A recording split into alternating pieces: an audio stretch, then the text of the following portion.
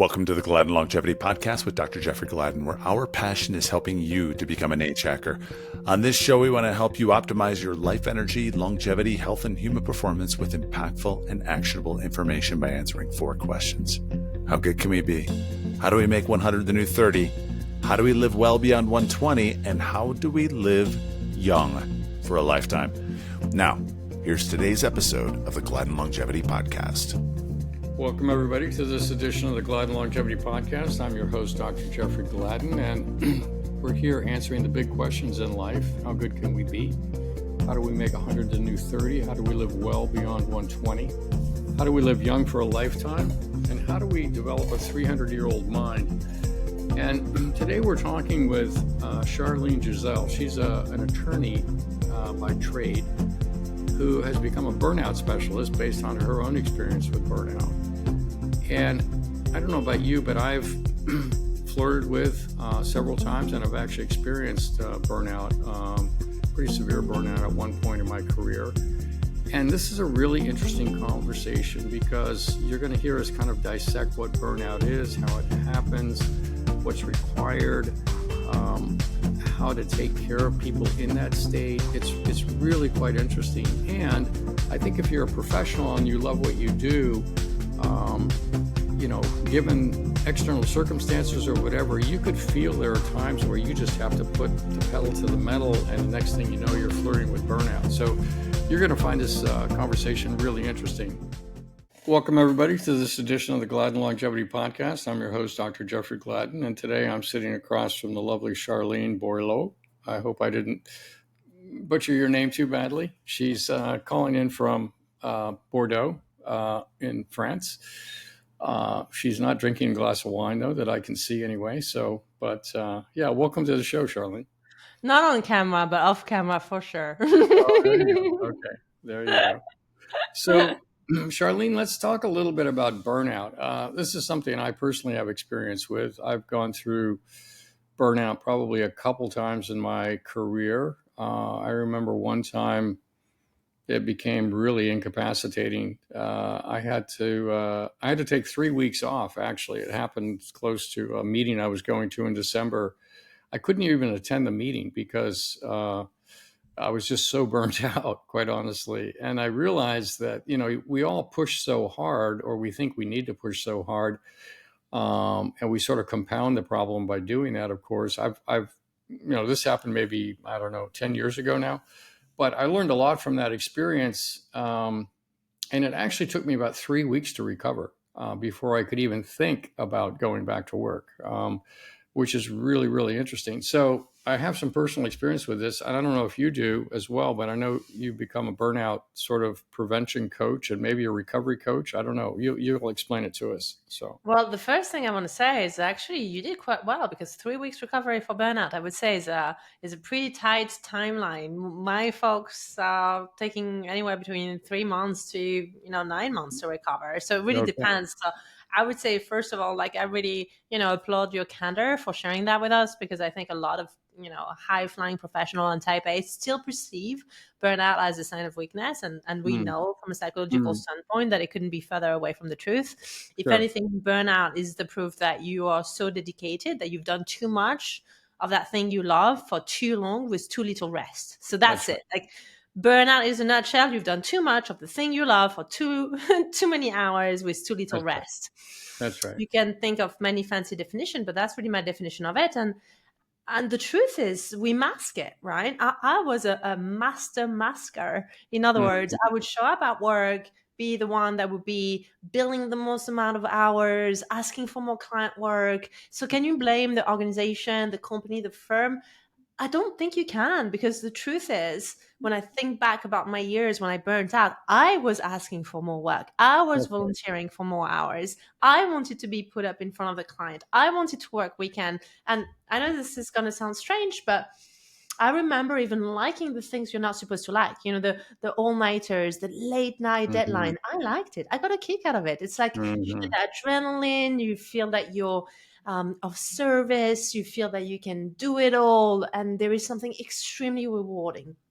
So let me just interrupt you for a second. Yeah, of course. It's really interesting to hear you say that, because this idea of doing too much of something that you love doing and not taking a break from it. And then, there's underlying reasons why we do that, which are intriguing to me, in the sense of, yes, we do love what we do, but in my case, I think there was also a level of fear, I would say, of I need to be working this hard to actually bring this company to life, kind of thing. In my case, it was starting a company, right? So a little different than being part of a firm, but a similar kind of thing. You're building a practice inside a firm, whatever you're doing, right? So, but I think for me, there's a sense of loving what I did, but also having an underlying sort of feeling of fear or not being safe, to where it felt safe to actually take time off. And I think, I don't know if you experienced that or not. I'm just sharing that with the audience, because it may be that, there's two sides to that coin. That there's also this sense of not feeling safe taking time off. So I don't know. What do you think about that? I love that you said that. And in fact, at industry level, there is a lot of prejudice even against the notion of rest and recovery. So just think about LinkedIn as a platform. And I love LinkedIn. I spent a big chunk of my life on the platform, and it's an amazing platform for business. But it's interesting to take note of the fact that when you post on holidays or recovering, depending on the community you are part of, yes, you're going to get, sort of positive engagement. People like, oh, wow, beautiful. Where are you? But there is a little voice that also goes, wow, you're taking a lot of time off. Well, you have a lot of time for that. People work hard, don't have time to take breaks like that, right? And I know that because I was one of the people thinking that back in those years when I burned out, right? And the truth is, because we have this badge of busyness, and I've learned to take it off and to realize that actually work can be an addiction. And that's something that may not be evident, but in my observation, having been a burnout advisor now for the best part of 7.5 years, coming 8, I see the patterns and the addictive behavior of folks with work that is so similar to a substance like drug or alcohol. That's right. Yeah, it's interesting. It's kind of the normalized addiction, right? Like if you talk about being addicted to alcohol or a drug or a pharmaceutical or something like that, it has its own set of, I suppose society has put some stigma on it, but there's also a lot of empathy around it at this point in time around, oh, okay, this person's suffering. They're suffering with an addiction, right?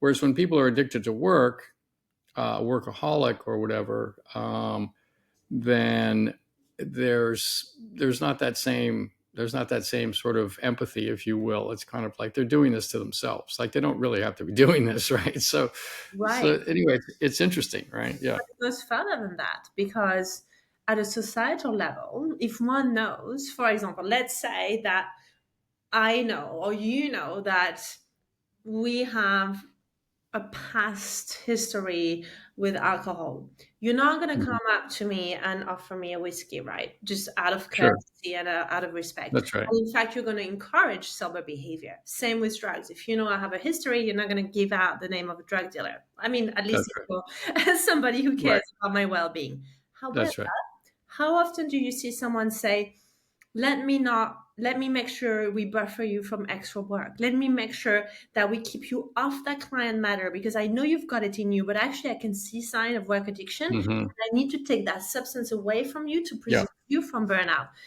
No, because at a societal level, more work equals faster track to promotion, access to bonuses, access to more wealth, more resources, more power, more status. So we live in a society where more work, more hours equals more success. In other words, right? Right. Which is an interesting thing, right? Because it gets back to the definition of success. Indeed. Right? Like, what is the definition of success, and what's actually going to happen when we have more power, more wealth, whatever? What does that do? I think for me, the way I kind of think about it is that it makes people feel more safe. like they have control, right? It's like a need to feel in control so that they feel safe on some level. I think that's still a part of it. I think there's also a joy in creating and co-creating and being a contributor to where, it's gratifying to help people. Like I love helping people, right? And I love seeing our clients do great. Like you love seeing your clients do well, right? There's a certain joy in that for sure.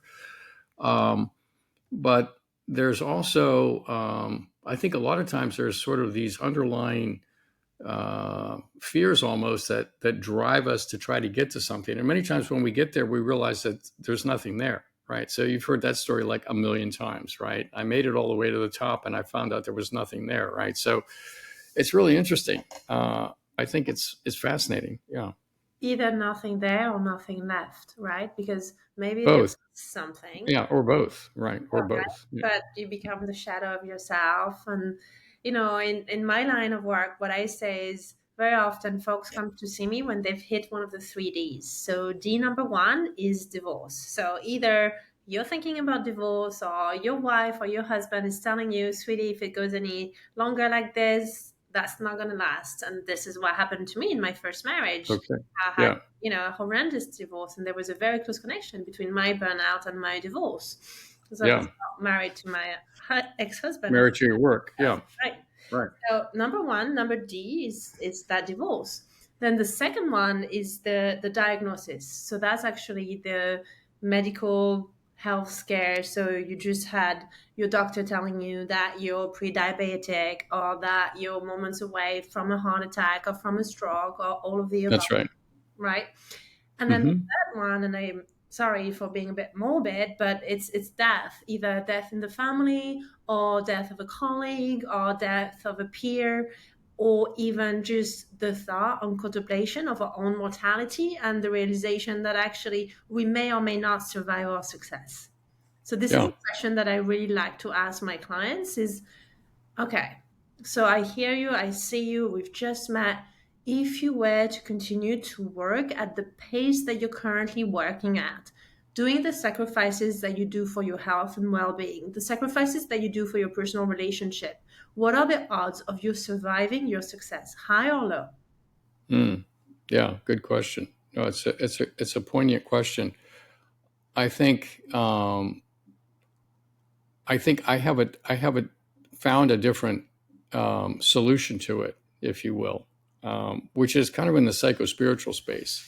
To actually to actually feel safe in feeling connected to source energy, God, purpose, feeling unconditional love, feeling safe, giving myself safety, realizing that nothing external to us can ever make us feel safe. Ultimately, all of it can be taken away, right? History shows us that everything can be taken away, even our health. So how do you ultimately feel safe?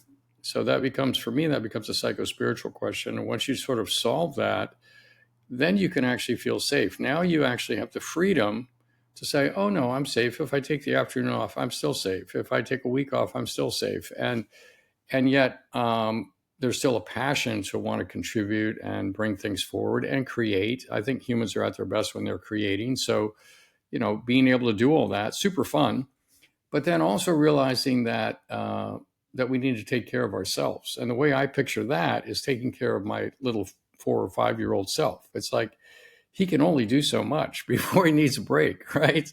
And so we're kind of like that. We kind of push so hard that we sacrifice our health, even our mental health, for the sake of what, right? So I think if you solve the big questions about meaning and purpose and safety and connection and feeling love, then it's like, oh, okay, well, I'm doing this because I'm called to do this. This is my thing. And now I can modulate it because it's not tied to either my identity, my safety, my self-worth, or any of those kinds of things. That's kind of how I've come to think about it. I think that's a really good framework. And I wonder, to what extent do you find that it helps alleviate performance anxiety or fear of missing out?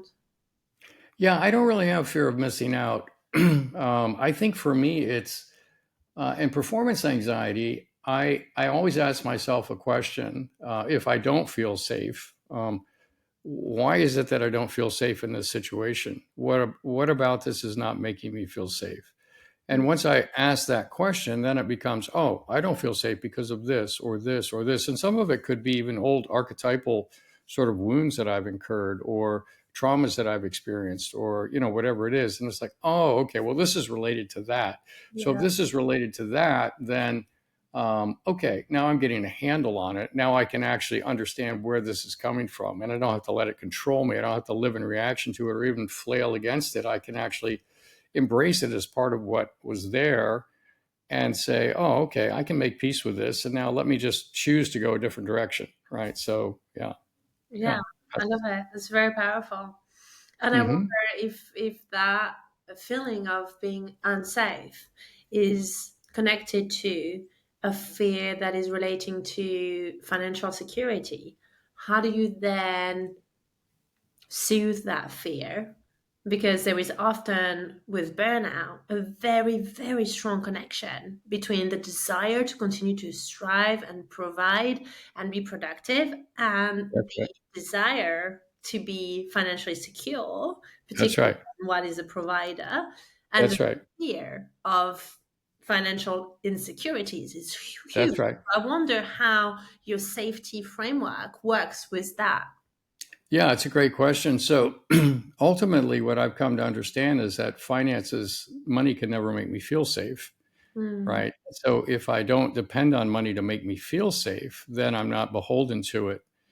And it doesn't mean that I'm not wise with my financial decisions or that I don't feel like I want to create wealth to have abundance to be able to create with it. I love doing that, quite honestly.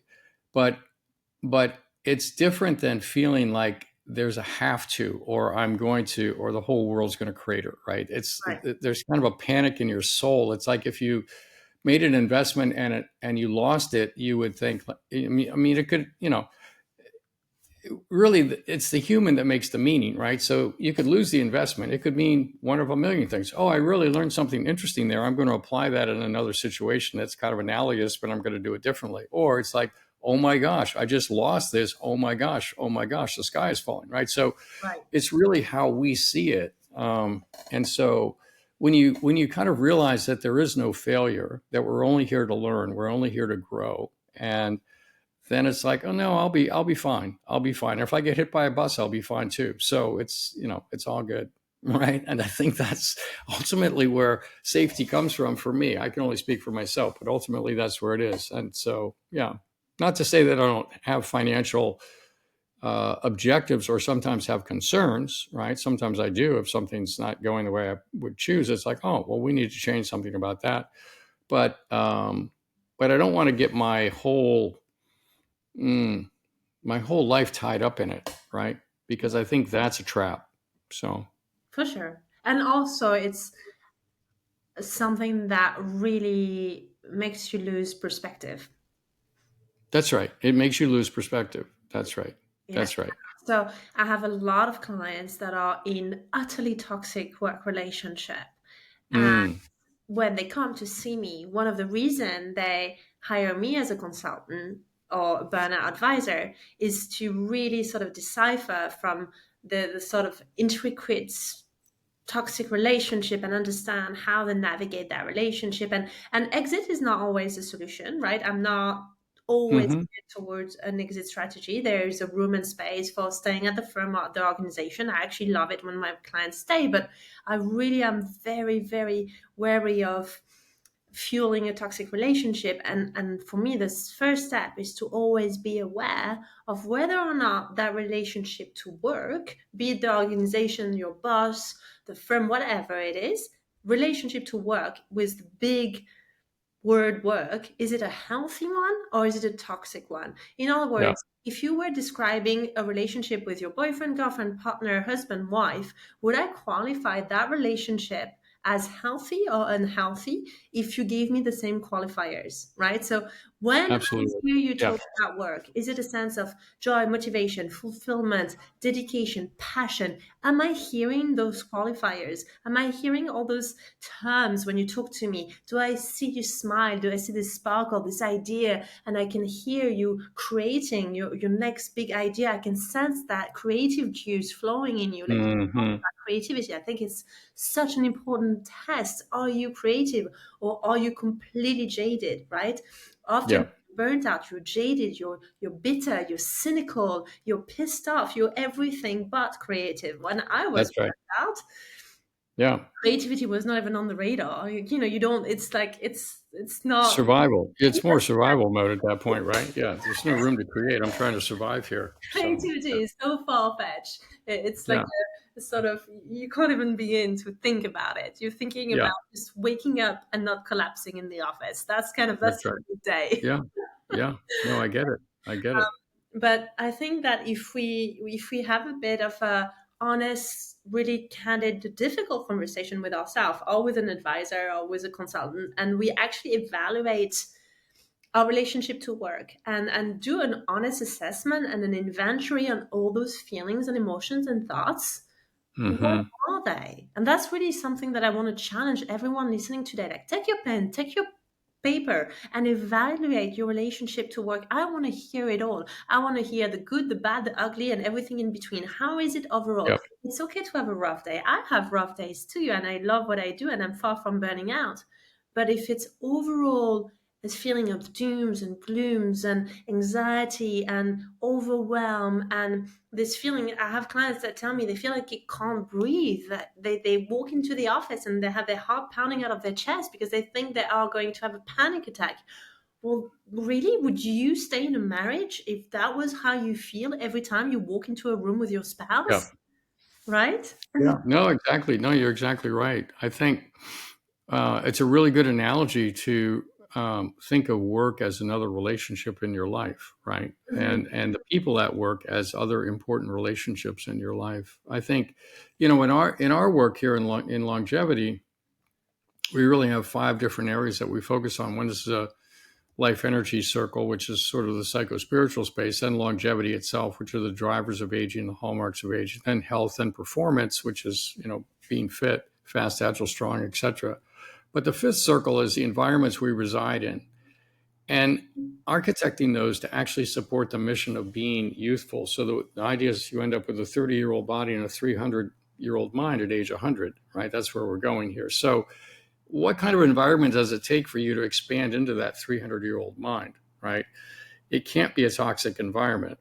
And yet I think people many times feel trapped. I'm sure when you talk to some of your clients, they end up feeling trapped because they have a mortgage, they have a wife, they have kids in school, they have this or that. They don't know how they would make a move that wouldn't completely upset the financial apple cart for the family. Ah, And so they end up leveraging their health to try to keep that going, but they're actually literally shortening their lives by doing that. So quite yeah, literally. Yeah, absolutely. yeah, And it's fascinating to see how far I can go. It's not uncommon at all in my line of work to have a client calling me and telling me, they hit the road, or they were on a train, or they were on a plane, and there was a little part of them, however big or small that part may be, it's hard to tell, but there was a part that was kind of hoping that the plane wouldn't land, or the car would mm, park, or the train mm, wouldn't make it, mm-hmm, right? And yeah, I'm not saying they were suicidal, but they had suicidal thoughts and ideation, right? So the idea of just what would be life like if I went around. Yeah, I've had clients go mm-hmm, as far as just making sure that, their life insurance policies were really good and strong to make sure their spouses were covered because they contemplated the thought of just being gone. Or when I ask yeah, the question, where do you want to go? And the client says nowhere. And I'm digging deeper and removing the layers and like, whoa, okay, if somewhere was a place, if nowhere was not an option, like, what can you tell me more? Like, what does that look like? What does that feel like? It's like somewhere I'm not found, or I don't have to show up, or I don't want to leave anymore. I don't want to be around. I don't want to wake up tomorrow. And then you have all those thoughts coming up, or I would mm-hmm, rather just not have to face another day. And you Right. have to integrate quite quickly when you start to contemplate those thoughts, because they can go very far. And that's really the sort of the darkness of the type A brain, right? Because it's always more and you're not very nuanced.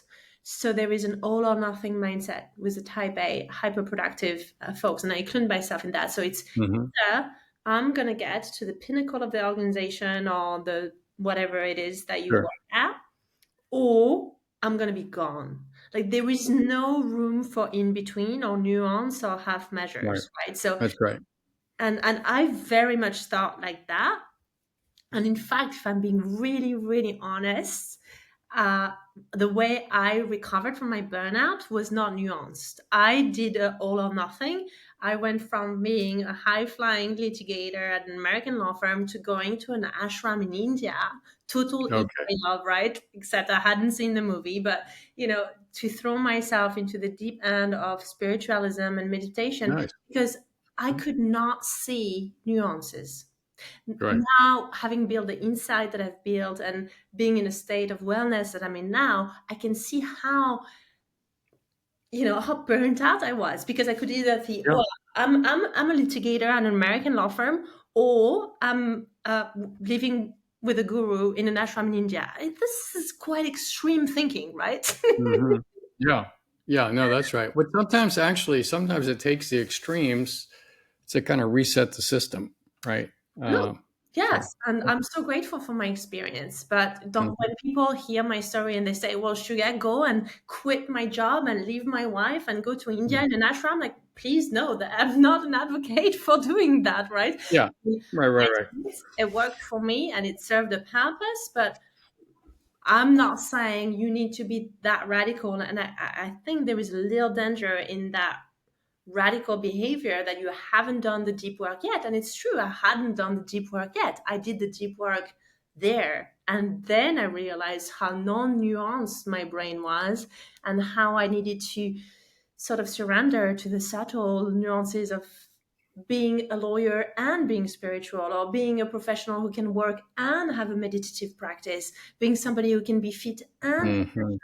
doing sports and serving my clients. I had to add a lot of ands to my sentences. For many, many years, Mhm. I thought I can be a big attorney at a big American law firm, or healthy, or a good wife. But I don't think I can do all of that together. And if I have to Mhm. choose, I'll choose being an attorney over being a wife, over being a stepmom, over being healthy any day, anytime, right? Mhm. But over the years, with my spiritual practices and my health reset, I learned that actually not only there is an and, but also it's a foundation. So I used to think I can't work out because I need to work hard. Now I think I work hard, so hard because I need to work so hard. So if I have a Mhm. hard workout, then I can do harder work. It's a foundation, right? I think of Mhm. myself as a fit person. That makes me a fitter professional, emotionally, That's right. psychologically, and spiritually. But I didn't used to think that way. I had a very binary mindset. And I think Yeah. hopefully sharing that makes folks listening realize that maybe having more nuances in their life is a gift. Yeah. I think that's exactly right. um, and in the life energy circle, the first thing on that is actually mindset, which has to do with asking, are you married to your questions or are you married to your answers? And the second part of that is, are you a binary thinker or a quantum thinker? Right. So if you're a binary, right, if you're a binary thinker, it's easy to get into a box, right? If you're married to your answers, it's easy to get into a box. Now you feel compelled to defend them. Like, yes, of course I need to work. Of course I need to do this, whatever, right? But if you're a quantum thinker and you're married to your questions, how do I actually lead the best life I possibly can? How do I actually make the best contribution and maintain my balance and all these other things, right? So it's the questions that will drive everything, I think. Then it's like, oh, okay, well, there's probably a different way here. And I think moving away, what you did, moving away from the binary thought process into a more nuanced, what I would call quantum way of thinking, like, oh, there's a better solution here at this time in this position for this, right? Then that's super helpful. That's really, really, really cool. So, yeah. It is, but I'm pretty certain, having seen hundreds, if not thousands, of professional burning out, that the burnt out brain can't do nuances very well. No, they can't. No, it can't. It's in complete fight or flight. When people come to the office here, right, we actually measure. We do a couple of tests. We do a personality profile that looks at who they are at age 12, like what's their sweet spot of, as a personality, and then what are they asking of themselves to be at work, right? And sometimes we find massive differences between who they really are and who they feel they need to show up as at work. And Yeah. there's inherent stress in that, right? Just and people normalize it. That's the other thing. It's like, no, it's just part of my job. It's what I do. No, but, well, not exactly.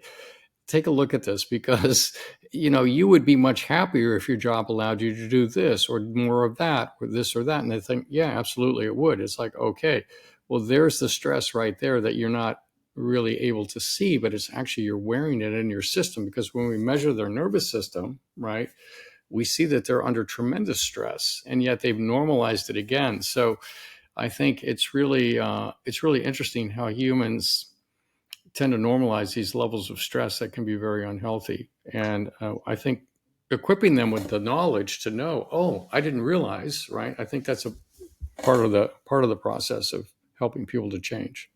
Yes, and also perhaps changing the perception around what's normal, what's not, when That's we right. start to normalize not sleeping well as, oh, well, who does, right? I remember this, this really unhelpful saying like, oh, who does? Or you sleep when you're dead. Or yes, if you're working hard, you don't have time. Oh, yeah, I can survive on 3 hours sleep. And all those Mm-hmm. things that we say that are really fueling this narrative of it's quite normal to not sleep if you want to be a dedicated professional. And actually, like, Mm-hmm. that is just such a contradiction because you're using Yeah. your brain, and your brain, Right. we know from a neuroscientific standpoint, needs sleep. It's unquestionable. There is data, there is science, there is evidence.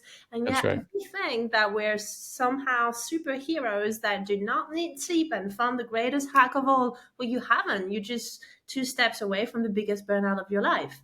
Um, That's right. and I know that because I used to be an Yeah, insomniac. you used to do that. Yeah.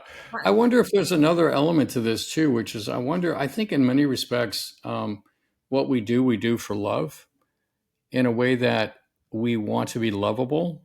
And I think on some level, there's a message that in order to be lovable, I need to be a good professional, a good provider. I need to have a certain status. And that will make me lovable, not only for myself, but for other people. I think that's another piece of it too. The safety is part of it also, but then there's that lovability. And I think, people can just leverage themselves into total burnout with the misconceptions of what it takes to actually be lovable or to be safe. And so I think it's really interesting stuff.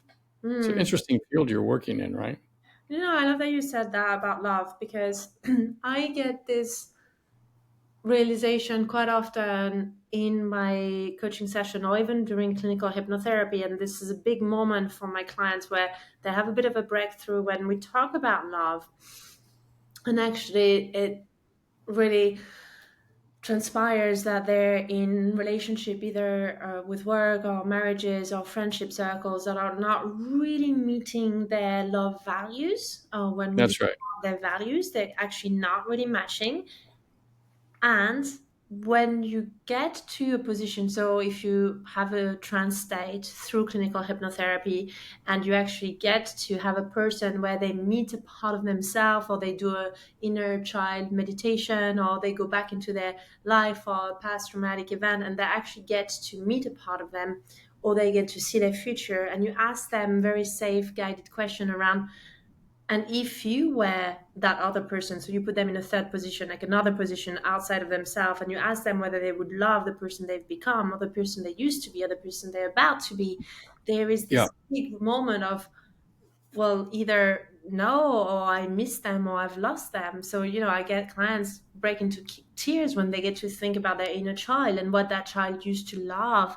And that child loved to play and loved to build and loved to create and loved to That's love. it. And I'm thinking, and now you're adult. Does your inner child love the adult side of you? If you were in a room where your adult version of self and your inner child met, would your child play with the adult you've become? That's a good question. No, it's a really good question. The freedom we have as children, and particularly if we feel loved as a child, if we grow up in an environment where we do feel loved and we have love for ourselves, it's interesting, in all these democratic countries, we talk about freedom, and yet almost everybody signs up to become an indentured servant, right, in their personal life. Like they now become an indentured servant to the job or the firm or the office or the work or the career or, whatever it is, right? It's fascinating to me that we have a hard time actually living free in the sense of being safe, being loved, and then creating from that space as opposed to feeling this compulsion to become an indentured servant. So, Absolutely. But again, I think that most of the time when we're in a state of burnout, we're so far off even beginning to realize that or comprehend. mhm, mhm. Total, Yeah, total fight or flight is total sort of collapse of everything that you know, and hence the lack of motivation, the feeling of being that's right.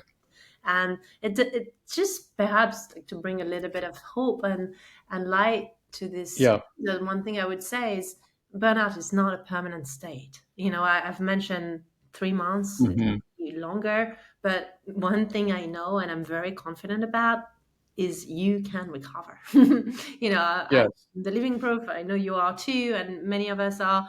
You can recover, but you have to be very mindful that you're prone to burning out again. So I watch that's right. myself like oil on fire, because That's right. every day I do ask myself, am I getting closer to burning out again, or am I getting closer to staying in this Right. grounded space of balancing my health and my professional career? And I have to set measures in place. So Yeah. I've learned that I can't fully trust myself around work. Like an ex-addict can't really trust themselves around the substance, and they need to have Right. sober behaviors. I need to have sober behaviors around work. So I need to put I boundaries think that's right. and systems, and that's how I Yeah. keep myself safe. I think that's really wise on your part.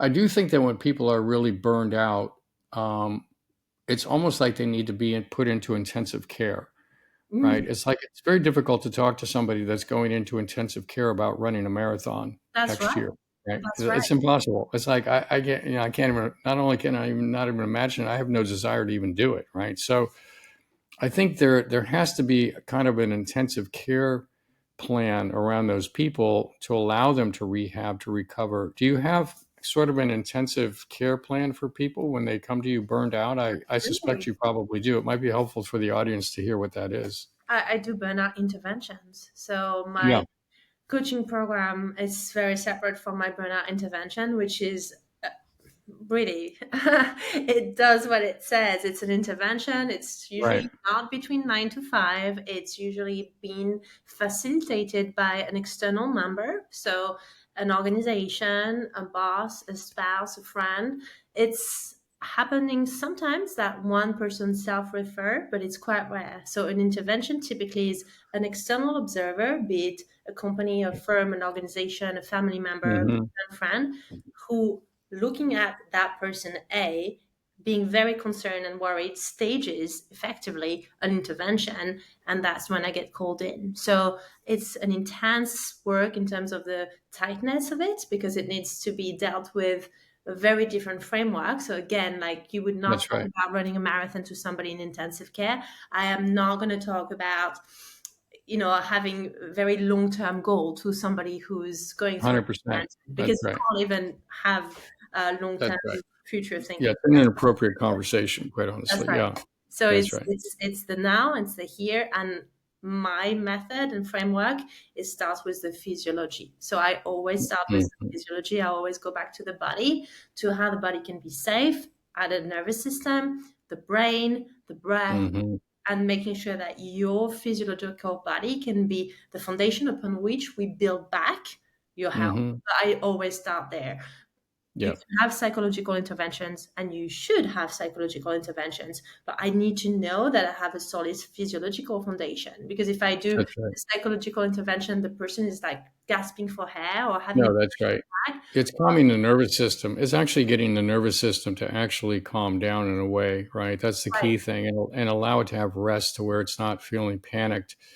Um, and Yeah, all the stress. Yeah, it's really it's a nervous system rehabilitation is kind of what's required before you can even start to delve into the how did we get here and where do we go from here. Those are down the road. That's like talking to your coach about how do we start training when you're in the ICU, right? They're inappropriate conversations in the I ICU. always tell my clients during a burnout intervention, when you hear me ask you about your past or talk to you about your future, we're no longer in the intervention phase. Hmm. That's right. When in the intervention, it's the right here, right Yeah, now. I'm meeting that's it. where you're at, That's right. and we intervene. How did your dad and mom influence the way you think, move, and talk? And Right. what do you want to do in terms of your legacy Hmm. and leadership to the Yeah, world? We get to that when we can that's thrive right. again, right? So I don't do past or future pacing focus intervention. I deal with the Yeah, here and now, the physiological reset, and then we get deeper that's right. into psychology to make sure we don't repeat the pattern and prevent another bout of burnout. So it's kind of like somatic therapy in a way. It's really allowing someone to come into control or a feeling of control in their body and in their nervous system, as Oh, opposed to being sort of out of control or completely depleted, right? And so it's somatic therapy. If you're listening to that, it's really body-based therapy, which is in essence nervous system / body-based therapy. And that's a really, really important thing to know. If you are flirting with burnout or you're feeling like you might be headed down that path, that's the best place to start, not with envisioning new horizons or whatever. It's really about getting your nervous system back aligned, making it feel loved and safe and nurtured, right? I think that's a key piece. So yeah, I love that you said that, because when I have folks asking me during the first meeting, should I quit my job? Should I say, you're not in a state to even hmm begin to make ask make a decision. That's right. that? Because if you make that decision in the state you're in, I'm not sure this is going to be a decision that really serves you in the long term. So That's right. I actually hold things back. So even That's if right. I'm pushed into, oh, I need to make that decision, I know you do, but not now. But not Yeah. now. We're going to work on hmm how you can make that decision being in the most optimal state you can make that decision in. Like that is really important hmm to understand. And of course you get pushback and objection, but I think that if you get that self-awareness piece first, and you understand that everything starts with the body and the physiology and the somatic work, you're already a long way ahead, and you're certainly ahead of where I was back when I Yeah. burned out. And that's why I'm so grateful for my yogic practice in India, because it really Yeah. truly was a somatic intervention of sort, which I That's it. didn't realize, right? But it is That's what right. That's right. That's what it was. Yeah, exactly. No, that's quite beautiful. I'm really starting to realize that burnout and flirting with burnout is really it's analogous to kind of a medical emergency where someone would need to be in an intensive care unit, right? I think that it's that serious, it's that systemic, and it's that important to actually drop away everything else and just focus on getting that person kind of back to a state of equilibrium and healthy. Everything else can wait, quite honestly. So yeah. Yes, even deadlines, would you believe it? I promise you they can. I know it's hard to believe, but they can. Yeah, yeah, exactly. Beautiful. Well, it's been lovely chatting with you, Charlene. I know you have another call coming up here in a couple of Well, minutes, guess but what it is? It's a burnout intervention. So oh, okay. Well, that's an important call to get to. So, yeah, well, great. Hopefully you feel energized by this conversation. oh, So, absolutely. I've loved your yeah. energy and your generosity through the questions and your insights. I love the way your brain work, and I think you've asked Mm, very powerful questions. So I'm very grateful for that exchange. Thank you. beautiful. Yeah, it's a lovely conversation. I really appreciate your insights as well. So, awesome. Well, great. Well, we'll chat again. All right. Thank Thank you you. so much. Take Okay. care. Bye. Thank you for listening to this week's episode of the Gladden Longevity Podcast. If you would like more information on what we've discussed or other topics, please reference the show notes or go to gladdenlongevitypodcast.com. You can also find us on Instagram, Facebook, and Twitter by searching Gladden Longevity. If you've enjoyed this podcast, please subscribe to get future episodes delivered to you and share our podcast or this episode with someone in your life that you may find benefit. Thank you for listening. We'll be back next week with another exciting episode. The Gladden Longevity Podcast is provided for informational purposes only. It does not constitute medical advice. This content is not intended to be a substitute for professional medical advice, diagnosis, or treatment. Always seek the advice of a physician or other qualified health provider with any questions you may have regarding a medical condition. The use of any information and materials linked to this podcast is at the listener's own risk.